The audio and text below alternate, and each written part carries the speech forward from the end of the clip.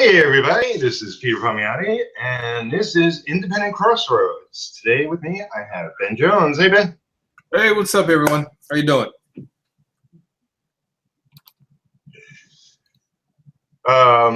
Yeah, we got a little delayed technical difficulties, but we're all good now.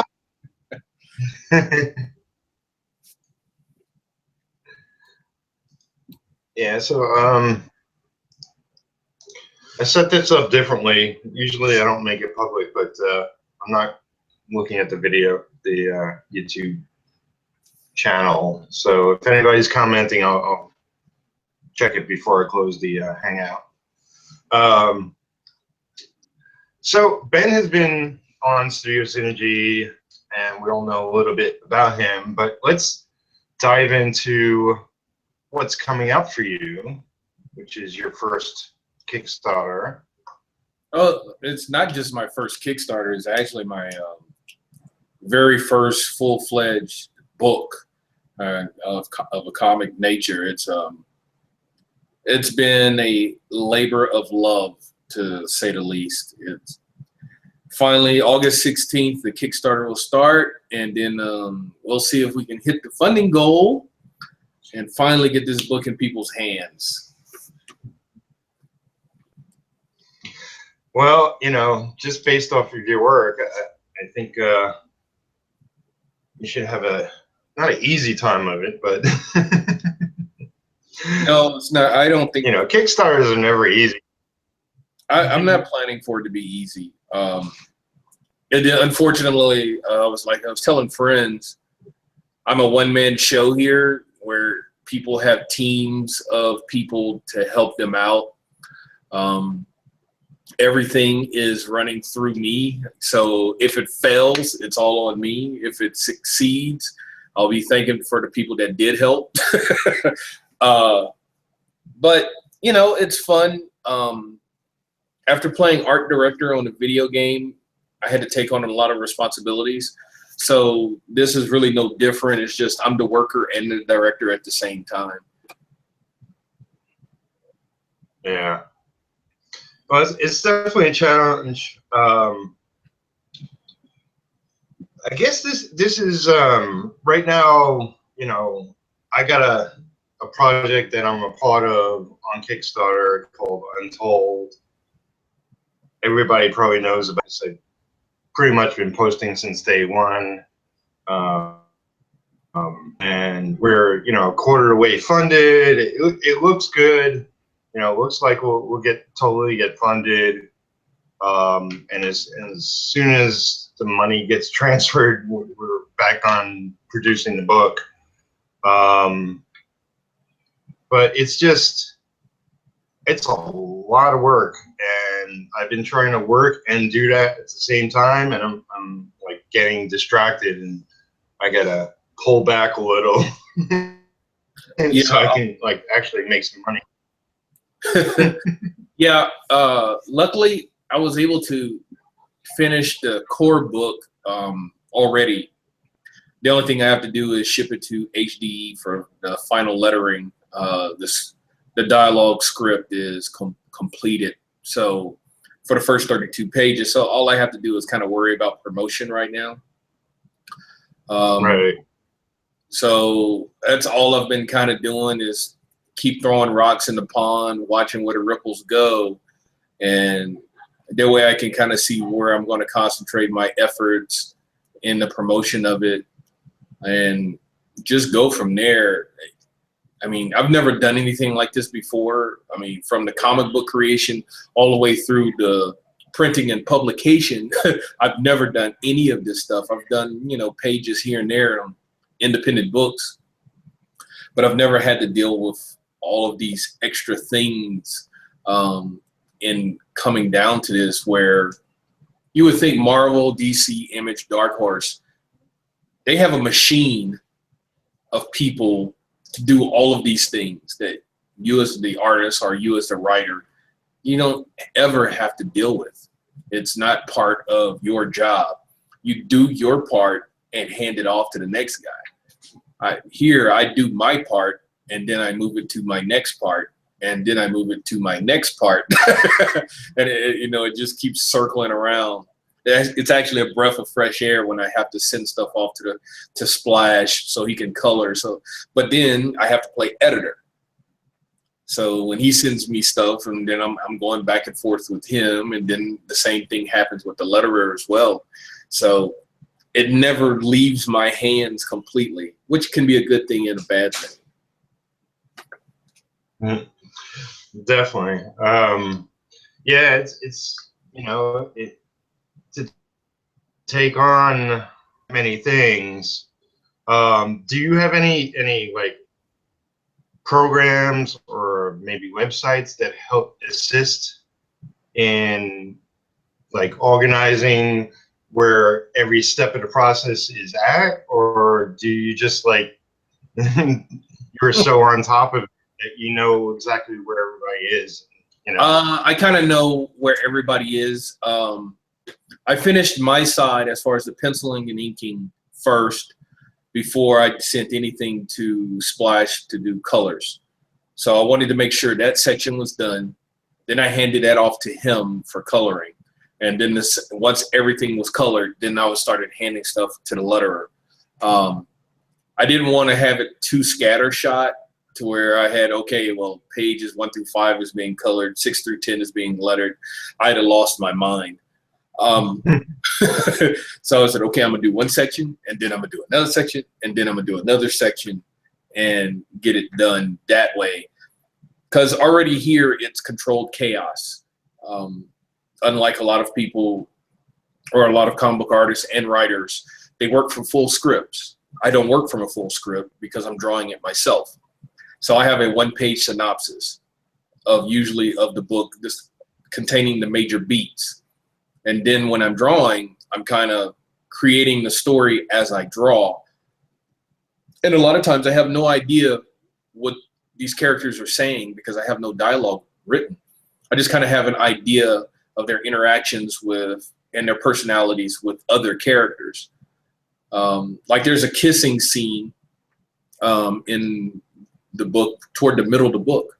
I had no idea why they were kissing, what led to that, what was being said, what kind of emotions did I want to convey here. It was just a kissing scene. And then when I drew the kiss and then I drew the next panel, I was like, well, maybe it's an argument. So I had them start shouting at each other. And then I was like, well, in this argument, okay, now he says something to piss her off or made her feel bad. And then she felt bad in the next panel. So the next panel was like, okay, well, here's his return on what she said. And then the next panel was, oh, okay, now this is her reaction to what he just said.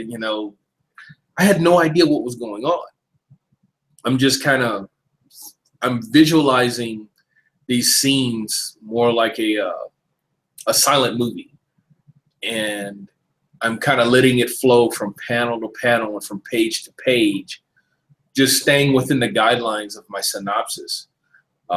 That's controlled chaos. I mean, it wants to go off the rails at any time. And it's always me struggling to keep it back on the rails. Like, no, we got to come back here. Stay here.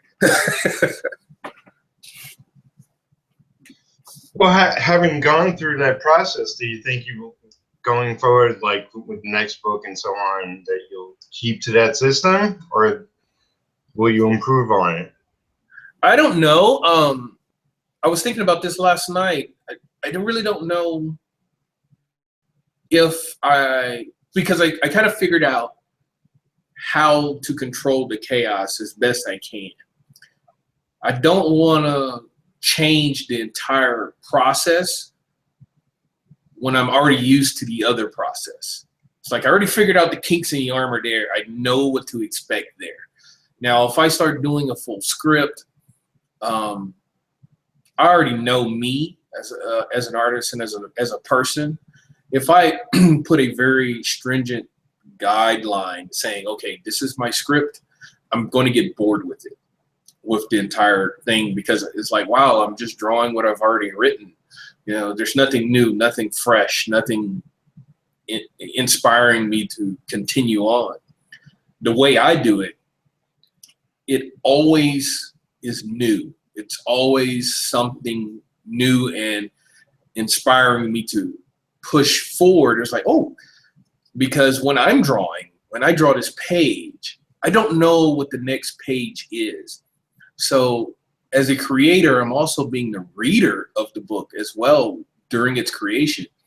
I've never been excited for the next page like I am when I'm creating it.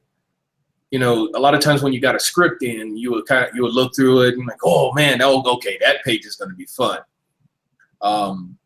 But from page to page, I'm doing that. I'm sitting here like, okay, well, maybe I can do this next page, you know, or, okay, maybe I could do this, you know. So it's really exciting for me as an artist, and to keep me locked in on the project, it really helps, because I can be flighty as hell. I can make a left turn out of nowhere and saying, you know, I got this story called The Juggernaut I would really like to write right now. Maybe I could do some character designs, and you know, I've completely jumped different projects, and I'm down a whole nother road. I have to stay centered on this. Yeah. Absolutely. So, well, I worked with Jim Calfury, and it was really interesting, like getting a little behind the scenes while working with him way back when on Aquaman. He would thumbnail the whole book out, you know, because he would get a solid script, not a full script, mostly be a heavy plot, I believe. But he would thumbnail the whole issue out, because it's got to be 22 pages, at least back then. It's got to hit the beats, and it's got to fit in. I'm doing a show. My girlfriend naked.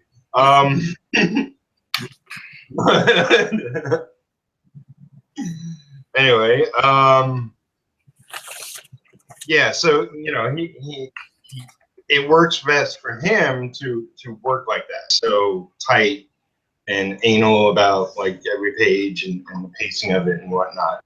But I can understand how being totally open and free would be just like you're more involved at the moment on what's in front of you, and you know how best to keep that exciting, how best to add to this and so forth.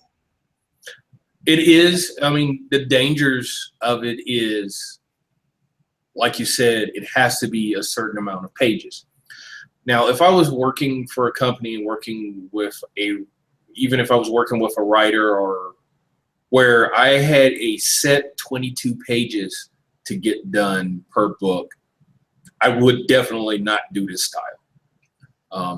One of the reasons I wanted the book to be bigger than a normal size 22 page book. I knew in the back of my head that I wanted 32 pages at least.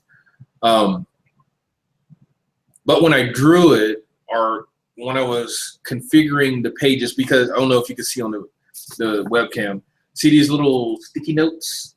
Yes. That's my thumbnails. And I usually thumbnail a page, then I draw the page. I don't thumbnail the whole book out or multiple pages at once.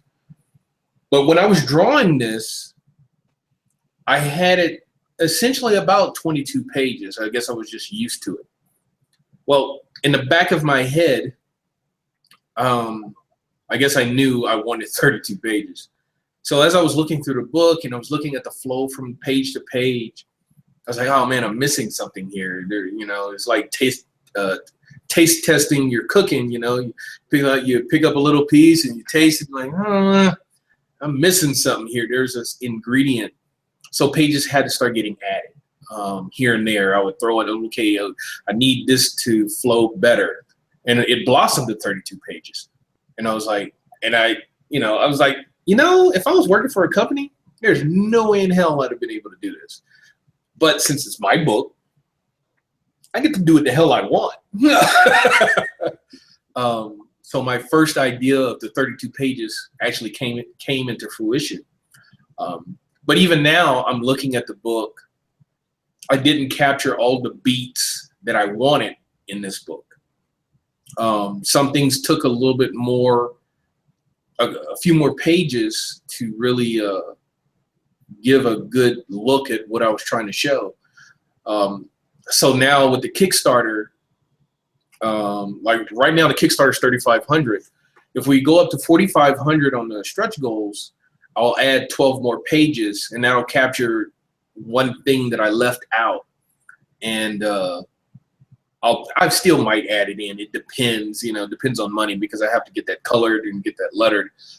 That's where my money comes to.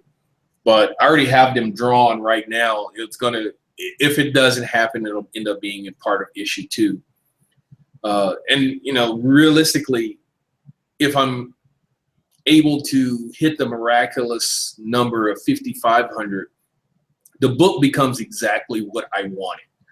It captures every beat, captures every character moment and character exposition that I wanted to tell the reader, and give a nice thick book for the first issue. I really love thick comics. I hate, for the most part, a 22-page book, because you sit down, 5 minutes later, you're done. You're like, oh, well, that was worth my $5 or $3 or $4. 5 minutes. I just paid $1 a minute. And I just saw recently with DC's Rebirth, their big first Rebirth issue that kind of gave they glossed over the entire Rebirth event that they're doing. That book was like 80 pages, and I was loving every minute of it. I was like, now this is what a comic book should be. This thick thing, man, this is what I'm talking about. But making a thick book also plays a part in my ability to get these things out at a certain amount of time. With my work schedule and family life, etc., there's no way in hell I can do this monthly.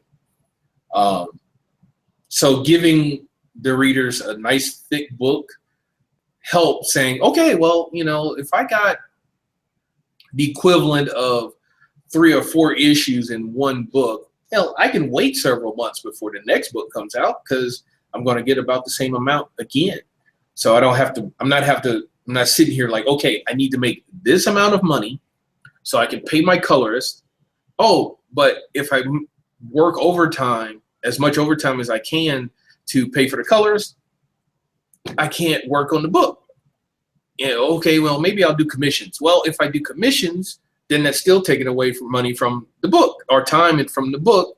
And, you know, it's always this huge balancing act with me right now, or when I was creating the entire book. It was like, okay, so I can work overtime to pay for the colors. But if I work overtime, I won't have time to draw the book. And then it just kept in this vicious cycle. So I kept having to balance that all throughout the process. I'm amazed I don't have many more gray hairs. Well, that's always a challenge of independent creators, like just balancing everything. You know, if this really takes off for you, then there's like people that will want you coming to conventions or store signings. You know, there'll be more and more things taking you away from actually creating the comic and working on it. So it's the good and the bad. But let's, before I forget, let's say that you're going live in a couple of days. I believe I set up an event. Not until August 16th. August 16th. Okay, so it's a little ways away. 27 days. I'm not counting.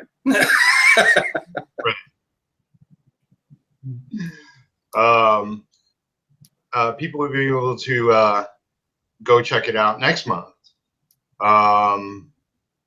You know, you have plenty of pitches from it on your Facebook. I put the link, your Facebook link and YouTube link, in the description box of this video. where you can go and check it out. Check out art.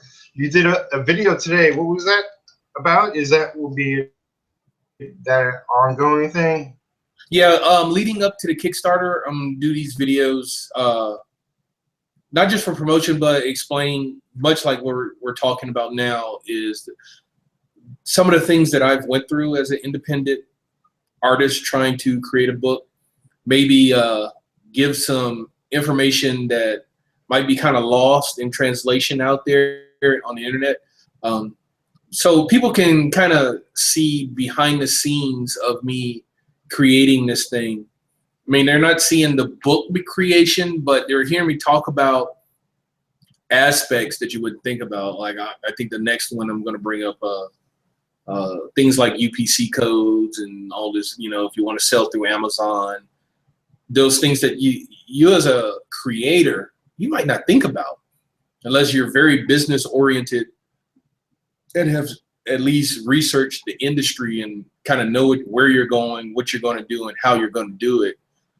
If you're just a artist or a writer and you get with an artist and a writer and you create a book, okay, you've created a book. What are you going to do with it? You know, creating the book is the very first step. It's the very first step, not the last. You have a lot more going on than just creating the book. I mean, when I first started, I really thought creating the book would be the hardest part, and it's really not. It's all of the business aspect of trying to sell the book. I kind of see now, when I used to read articles from the image founders where they were all creators and they created these books and they had no idea how to handle the business side. And I always kind of wondered, what did they mean? It was like, what are you talking about? You're Rob Liefeld and Jim Lee and all these guys. You just had to create the book and put it out. And now I understand, well, how do you put it out? You know, I mean, granted, they had a little bit easier because they could get through Diamond distribution pretty easy. But me as an independent, I mean, it's almost not even worth it to go through Diamond unless you hit big and you can actually sell over 5,000 copies. If you can push that many, then yeah, Diamond distribution is a good deal. But if you're like me, that's only looking at 1,000 to 1,250, Diamond distribution is going to rape you. You know, they're going to take 60% off the top. So now you're like, okay, they're going to take 60% off the top. I'm already in the hole by several $1,000s. And because I already did the numbers, if Diamond distribution sold every one of my 1250, I would make about $200 in profit. That's not the way to go. No, it's insane. It's like, you know, after I calculate the production cost with the coloring and the lettering, then the printing and the shipping, that's like, really, if I sold every one of these at the price point that I want to sell them at, I'll make $200. I come out in the green at $200. So you're telling me I'm gonna have to go back in the red to make the second book to go up $200. You know, and then when we start calculating how much time it takes to do one of these, you know, how much time am I sacrificing from my family? How much time am I sacrificing from my normal job to get this thing done? And like, it's not even worth it. I would much rather take the book, you know, hit the local comic shops here, do some online stuff where I'm essentially taking in, because I think Amazon, our Comixology is about 50%, but that costs me nothing because it's digital. If I sell it through Amazon, they do take a percentage off the top, but nowhere near 60 freaking percent. So I'm like, okay, I'll just do that, and whatever I make, you know, at least it's mine. I'm not paying someone else to screw me over. So. Yeah, absolutely. So what was your Uh, oh, okay. um, we have a friend that might be joining us. Anyway, what was your inspiration for doing your own creator-owned comic? Say it again. Like Broke up a little. who did okay? Who did you look up to?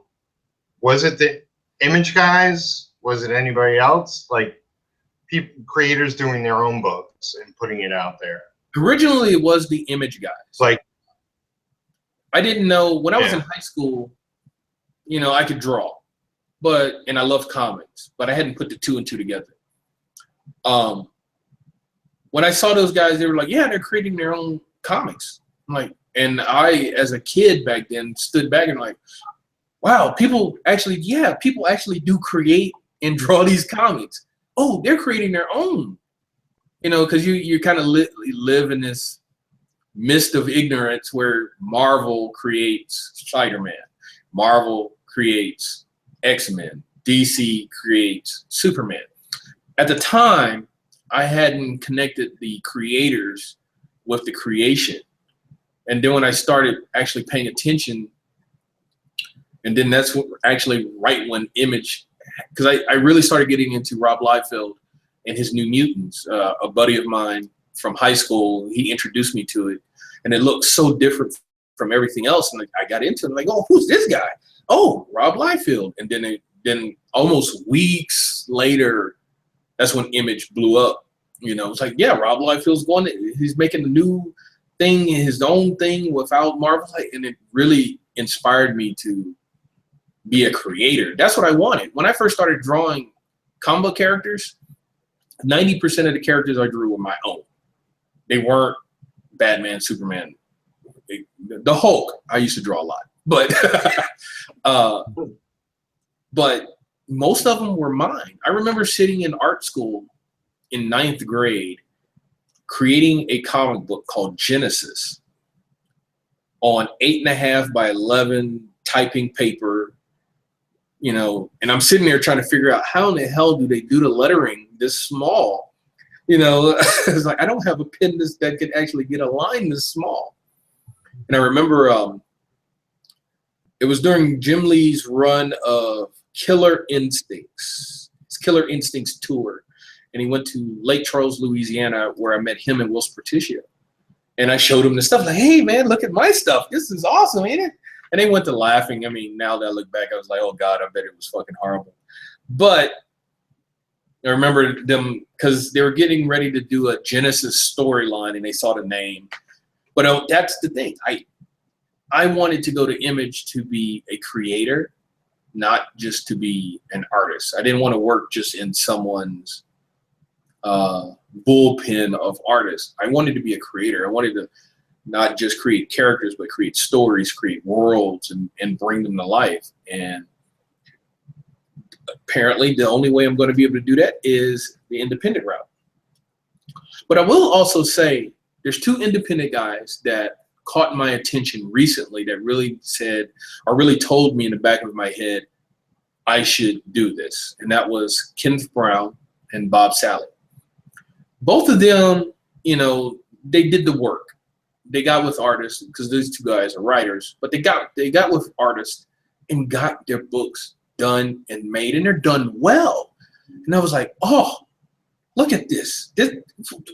I even ended up doing character designs and some pinups for Kenneth Brown's Judas Breed.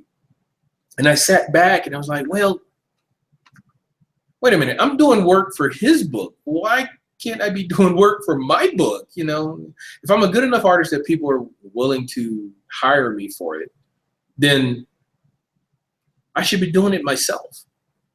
And that's when Asgard said, when I told my wife, I was like, listen, I'm going to need about this amount of money. You're not going to like it, but I'm doing my comic. Well, do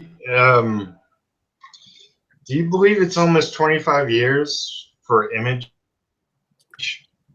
You wasn't supposed I think they're their anniversary is coming up, I believe. Yeah,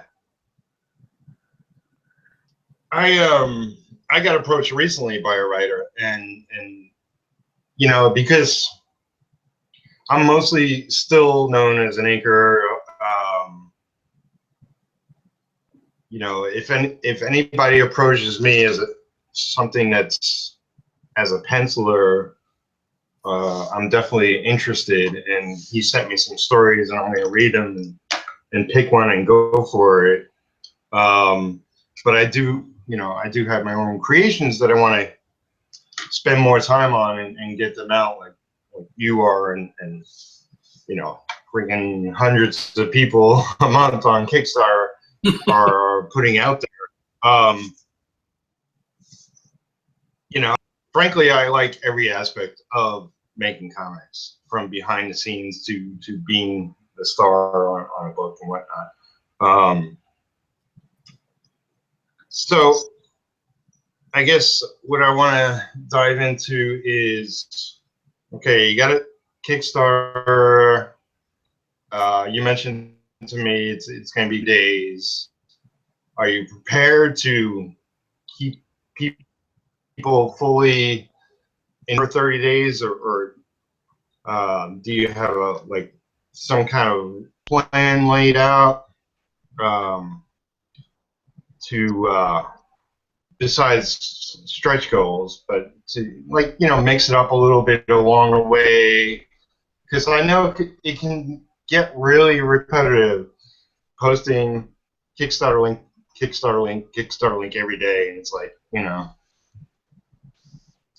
Yeah, I've been noticing a lot of guys, especially on my friends, out of my multiple friends on Facebook that have Kickstarter books out, and every day I see them post something, usually the same thing, say on 5 to 6 different groups.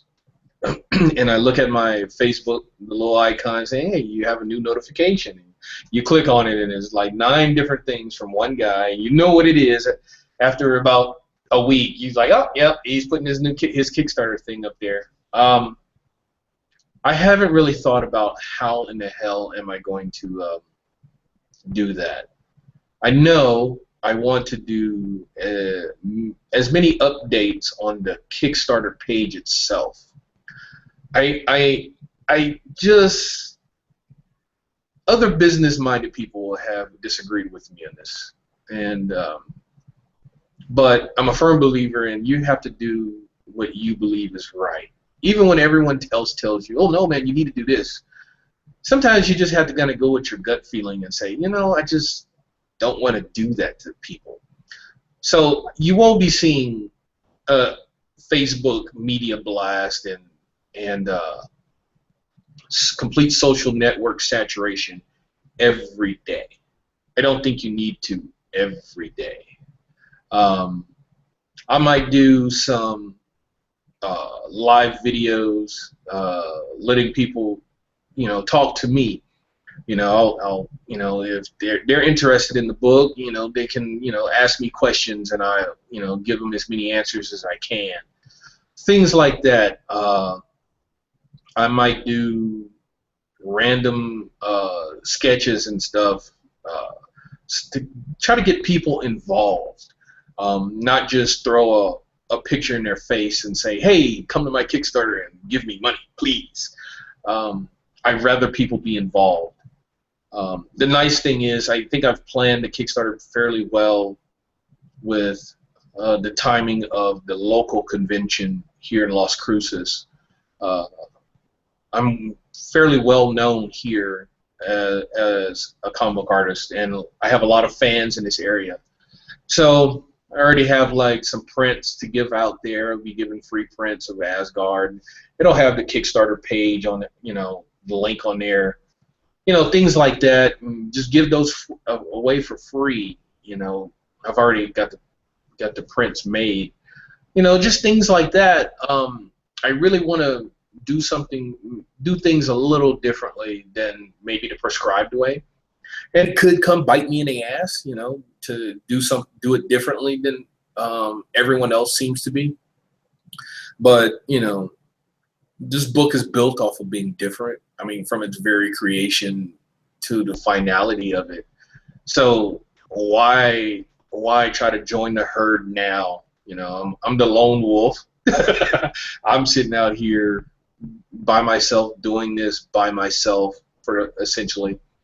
While I have two great artists with HDE and Splash to work with on it, I'm still the spearhead of the entire project, and I'm just gonna go do my thing and let the chips fall where they may. If I fail, I fail. If I succeed, I succeed. Right. Well, you know, I definitely, I've seen a lot of projects go live and followed a lot of Kickstarters. And if anything that has bothered me, it's Kickstarters that don't do updates. I'm not saying you have to do an update every day, but you know, if you only do 3 during a 30-day period, I think that's too little to keep everybody up to date and informed about what's happening or not happening or whatever. But yeah, I mean, you know, I think it's just how you work that it will be done in your fashion, and you know, I think you got the right idea for sure. So, you foresee any problems? This is gonna be it'll be time. It'll be once the Kickstarter's done. Let's say I hit everything I want. I hit the 5,500. You know, let's say I even get the 6,500 mark stretch goal, which is the last stretch goal I have, and that gives essentially a special 11 by 17 version of the 32-page book. I wanted to do something kind of crazy. If I'm able to get all of these things and people are able to give me and donate that amount of money, well, that means essentially I have 24 pages to get completed, and that's while I have 12 of those pages penciled and inked, I still have to get that colored. Then I have to pencil the next 12 and pencil and ink the next 12 pages. Then I also have to do, for if people hit the rewards where they get, you know, actual sketches, they get all of the sketches, so I have to do those. And the commission-esque donation parts, I have to do those. And then I have to, because I want to get the book printed for April, because I'll have another convention here in El Paso, and the comic shop here they own that convention, and they've treated me very well for all of these conventions. So I wanted to do the release date, or the official release of the book, with them in conjunction with that. So it's all going to be time. I think probably about halfway through this Kickstarter, I'll probably have an idea if I'm going to make it or not. Then I'll probably start working on the rewards, start looking at, okay, this guy, they want this, okay, you know, and it's all logistical issues will be the problem. Getting stuff shipped on time, because I still have to, you know, like there's metal prints. I have to be able to, while I have those drawn, I still have to send them off, get them printed, check them out, make sure they're proofed right. Okay, now get those back. Okay, now that they're here, now I have to get all my packaging together, etc., to get it shipped. And my daughter just showed up very loudly. But it's all logistics, because I do have a work schedule that I have to do on a week-to-week basis. So, right. Biggest problems. So let's talk about the book and the characters. You want to give a summary of the story and tell people what they can expect? You kind of broke up on that one. What'd you say? A little bit about the story and the characters and the universe that you know, like what they can expect story-wise? You can expect different gods from different pantheons. You can expect angels.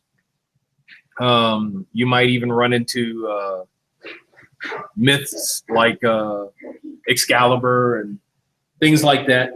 Everything, any story is completely open to what I'm trying to do.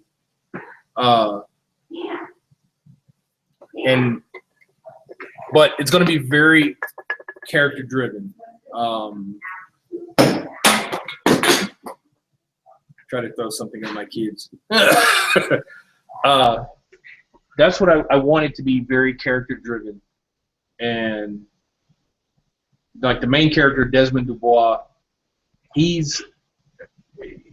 I want to dive under his skin and show a character that might not necessarily have been seen before and deal with life in this supernatural-esque world.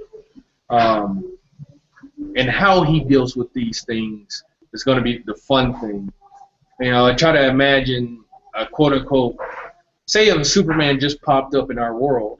Oh, wow, I can fly. Oh, wow, I can do all these things. And now an angel is standing in front of him. You're like, you know, how does he handle that situation? You know, I've never. First of all, I didn't know I could fly and do all these other things, but now there's an angel standing in front of me that's pissed off. So he has to deal with that. There's going to be one issue with the story that I may or may not run against. It's because I'm combining mythology and theology. I already know I'm probably going to have some religious groups that are going to hate me because I'm doing my own different take on a lot of theological stories and creatures that have been portrayed in the Bible and within the book of Enoch. So it's everything that I can do. I have a very eclectic likes. You know, I love different things and from different genres. So I'm just going to smash everything together and create the story that has been told before, but it's going to be on the reader to figure out what it is. I notice a lot of entertainment does that, and the trick to something like that is to make it all feel like it's from one source, one vision, rather than a mishmash kind of thing. But I, you know, from what I've seen, your work is beautiful and it reads really well. I think a lot of people will be excited to grab up your book. And you know, of course, I always wish you luck. So I can only hope. This is my first venture, saying as a writer, you know, not just as an artist.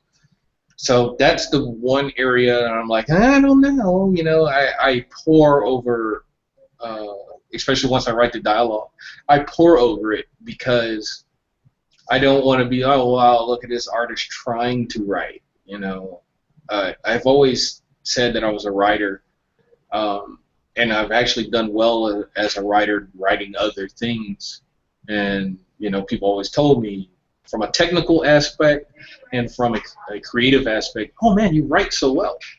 So we'll see. I mean, that's going to be my my acid test is when I release this book, and see if people get what I'm. If I could get what was in my head out on page to where people understand where I'm going and what I'm doing. Right. Yeah, that's the trick and the challenge. So is there anything we haven't covered as far as talking about your book and Kickstarter? Anything else you want to dive into? Not right now. I will tell everyone on the second stretch goal at the 5,500, I talked with Bob Sally, and there may be a cameo of his salvagers if we get that far. I'm already kind of preparing to put them in there. He's agreed to it, but we haven't worked out the finalities. So I'll keep pinging him, and I haven't talked with Kenneth Brown, and I know of a way that I might be able to do a Judas Breed type cameo as well. I really think that we as independent guys need to kind of stick together. I know Anthony Moore on Facebook, he has been preaching that a lot lately, and I agree with a lot. This guy is very passionate about his work in the independent market, and he does make a very valid point. Each one of us, we put out an independent book, and we go for the gold in a very singular action, when possibly those of us that are willing to go the limit to put our books out combined in some way might actually grab more attention for the whole than just one singular product being put out.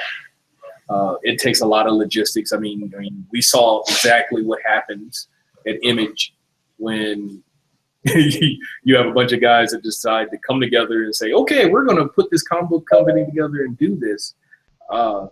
We've seen how the explosion can happen with that. But, it is something that is very bright sitting in the back of my head saying, if we could just create infrastructure between ourselves and try to get the machine together, you're a cog, I'm a cog, he's a cog, and we all make the machine work together. Maybe it could work.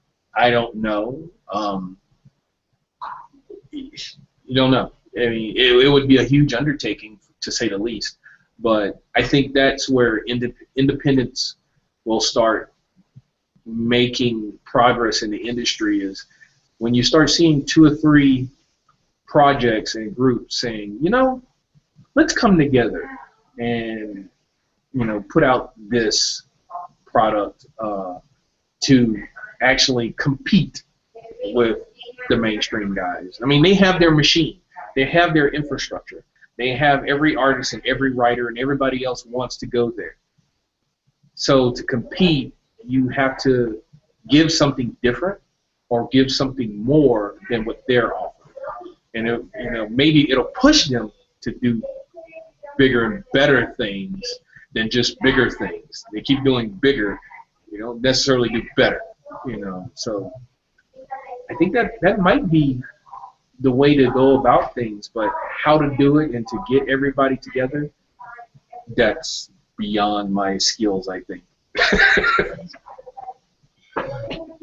Well, it was definitely like in the early days of Image, especially like Top Cow. They did a lot of crossovers with Hellboy, and they did Ash with my brother, and they did a lot of different ones where it was collaborative within different companies, independent studios and whatnot, to grow both audiences and share them. However we can work together will empower us more, definitely. It's something I've given a lot of thought to in regards to what I'm trying to build, and it's like you can't just like go out there and say, okay, I'm going to be the next Marvel, and I'm just focused on my own projects, and the hell with everybody else, I'll just crush them. Yeah, there's no way. You're not stopping that machine. Yeah. I mean, you can aspire to do it, but realistically, there's no way in hell. I mean, Image did it for what, maybe 5 years? They stomped Marvel and DC for maybe 5 total years. And then what happened? They eventually got ground under their own weight and the the wheels that continue to move at Marvel and DC. They are the juggernauts, you know, and if you have to stay ahead of them, and as an independent guy, even with those creative minds and creative, they're famous creators that everyone knew and everybody wanted their books, and they weren't able to sustain, for granted, for a lot of reasons of their own, but they weren't able to sustain this momentum to stay ahead of Marvel and DC. And you look at the numbers now, Image is doing nothing compared to Marvel and DC for sales numbers. So Yeah. don't go throw rocks at the beast. You know, just let them be where they are. Create a niche where you are and prosper. If you're going to be a big fish in a little pond, stay that way. You know, eat all the little fish that you can and stay in your pond. If you jump, good luck, because you're going to be fighting sharks now. You're still a fish. Very true, very true. Well, man, it was great chatting with you today. You know, everybody can go. A friend of mine tried to jump into the Hangout, but no success. Yeah, he's tried a couple of times. Let's see. Sorry, Les. But yeah, you know, go check out Ben's Facebook page. Subscribe to his YouTube channel. Keep pace with and when the Kickstarter goes live, please, you know, just pledge it if you can or share it. You know, I personally think I'll get a copy. You better. Oh, I will. But yeah, you know, it's all about us create our own creators, independent guys. You know, we can get the word out of all and different, you know, friends publishing and whatnot. Talking to stores, talking to at conventions. I think it's just better for everybody all around. And so I'll just ask you, any last words, or we'll call it a show. Nothing. Just if you see an obituary of me dying and killing over, you know the book killed me.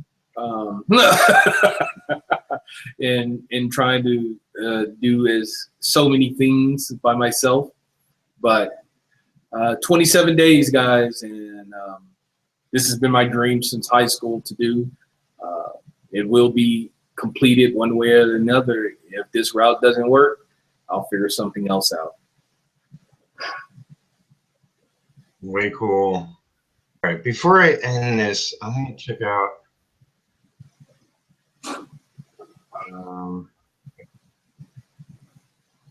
I set the live Hangout up differently. Okay, yeah, I remember now.